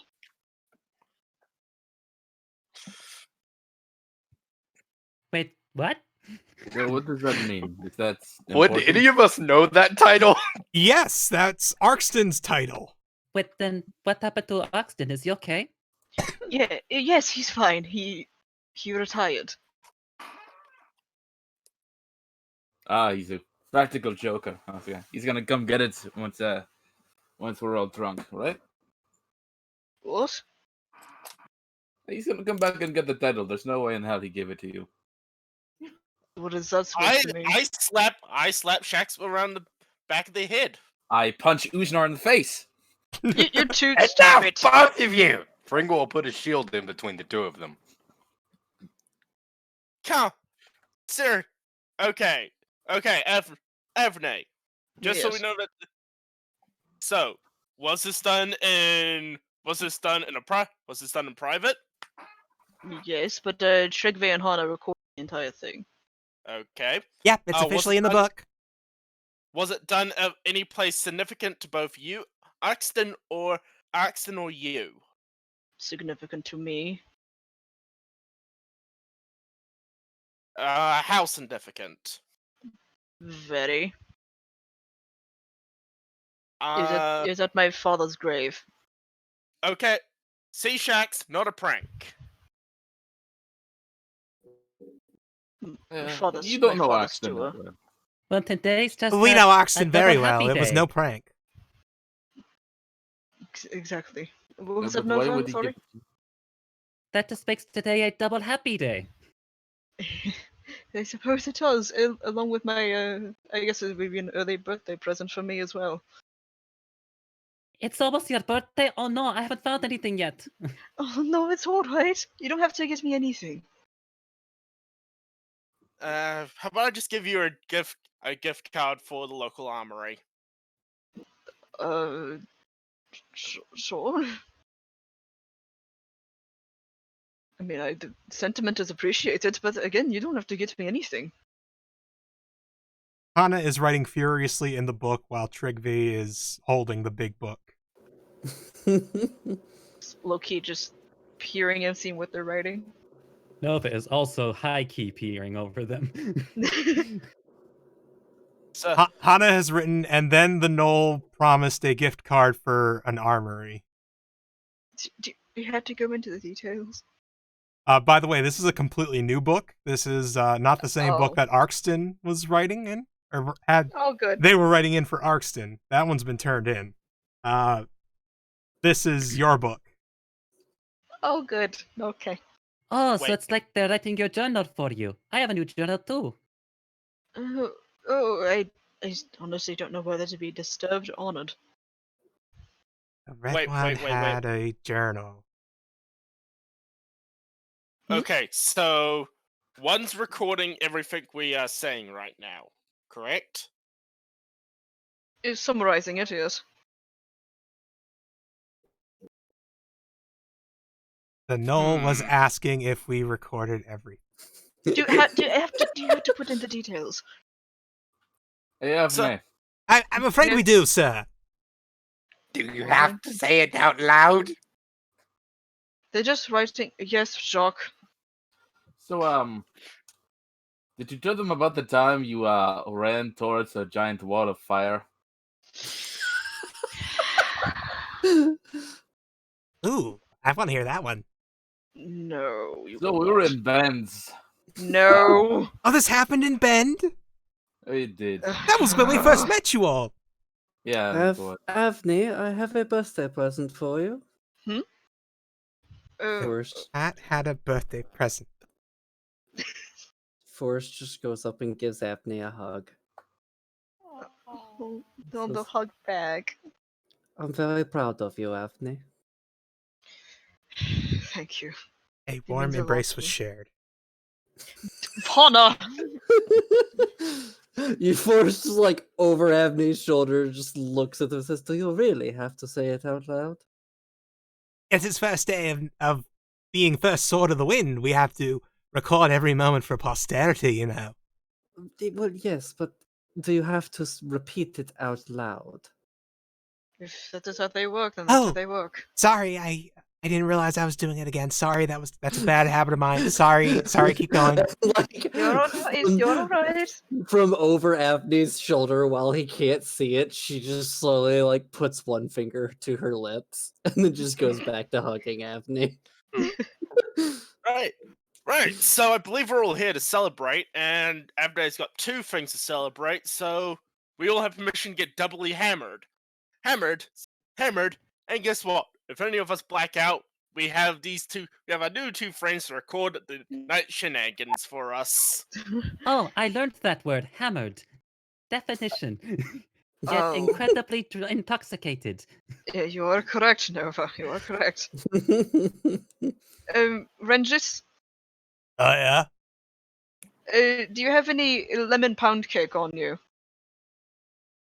Who told you about my lemon pound cake? It's father's favorite, sir. Okay. I'm eating it for my father. Okay. Well, it sounds like a big deal. I'll let you have my pound cake. Oh, as a birthday gift, early birthday gift. Call it your birthday Oh. cake. Oh, well, I appreciate it. Here, I'll even put a candle in it. He puts a candle. Oh. Nova thank lights you. it. Oh, you all are too kind. All right, happy birthday to you. Oh, that reminds me. And they'll pull out their bag and like shuffle around, like arm deep in it, and then pull out their loot. That's right. Arkston wanted me to sing a song for everybody. A song that my father used to sing. Absolutely. Yeah, go for it. I'm not gonna fucking sing. Oh. I'm self-conscious. So I'd just put on a song or something. Whatever Stuart would play. For old lang syne, my dear, for old lang syne. There you go. See, Nova can do. See, Mega can do it for me. Okay, sure thing. All right, Zool, let's hear. No, just kidding. Zool, quote unquote. Yeah. Well, I don't know what song Stuart would sing, so. I don't know. Well, there we go. The only thing I have running through my head is I don't like the drugs, but the drugs like me, the Marilyn Manson version. Yeah, no, that wouldn't be acceptable. With that, let's. I think that's a good place to close out this evening's session and the actual arc that we just finished. Yay! I turned 25. Yay! Yeah. Yay! Good job, everybody. We made it through. Woo! So before we part ways for the evening, I do have a couple of things to read out. Edward Bosco gifted more subs to the community. One to Grizzly Adams, the other to Arc King 01. Speaking of which, Arc King 01 has followed, so has Dang It Mandy. And that's the new activity from from people. So with that, let's see if see who we can raid.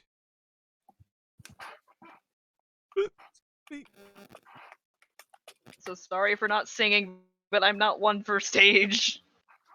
Sing the song. We'll Like, well, take I'm a gonna heal cup for it. I for refuse to sing up kindness yet for old long sun. I see want- fields of I want green. to hear Zool sing "The Road Goes Ever Yeah. On and On." Oh my god. The only song I would sing, me, not Jack, but I would make Jack sing, is that one song from Freakazoid. And it's and We're- it's just that one guy. Hey man, oh man, hey man, oh man. I hate Alright. you all. You can only. We're gonna raid Monty Glue now, so everybody have a good night. Good night, everybody. Good night. Have fun. Woo! Yay. Yay! I feel so